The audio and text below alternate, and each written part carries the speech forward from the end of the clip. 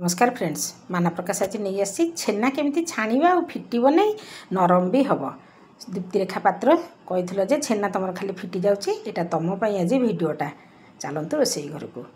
छेना किणिकी आनी करेंगे ना एमती घरे भी भिनेगार रे छिंडे पारे। ताकू छेना को छिंडे सारा गोटे कपड़ा छाणिकी एमती किसी समय गोटे थालिया उपर थोक कपड़ा धीरे गोटे भारी जिनस देदेवा सी एमती हो सुखिला एमती हो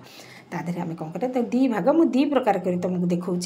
गोटाक सांगे सांगे यहाँ करहब। यहाँ आम यहाँ मैदा मु पकेली यहीटारे गोटे सुजी पकेली मु सुजीटा को आम एमती ग्लास रे भल्ल कि दलिया सुजी हो या मैदा हो जदि हाथ में न दलिया ग्लास रे भी करवा ताकि भल कि चकुड़ी देवा भल कि चकुड़ी देले यहाँ सुजी पकईकि सांगे सांगे 200 ग्राम छेना मुझे पकई गोटे चामच टेबुल चामच रे सुजी पकई यहाँ हूँ गोटे 200 ग्राम छेना तादेह मुझे 2 चामच पकई मैदा हाफ चामच रु कम पकई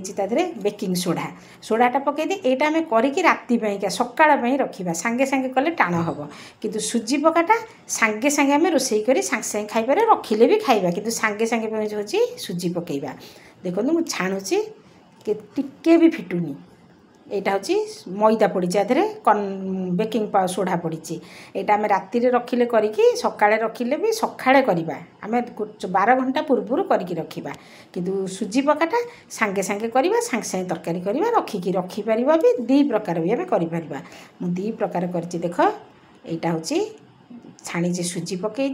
यहाँ मैदा पकई यहाँ मुझे रखीदेवी फ्रिज्रे तापर दिन करी देख पनीर तरकारी भी छेना तरकारीटा भी करी पूरा नरम नरम हो देख केमती यहाँ हूँ गोल गोल जो गुराक यहाँ हूँ मैदा पका ये हूँ देख खाली सुजीटा पकई मुझे तापर दिन 2टा जाक कर देख यहाँ हूँ सुजी पड़ी देख लो।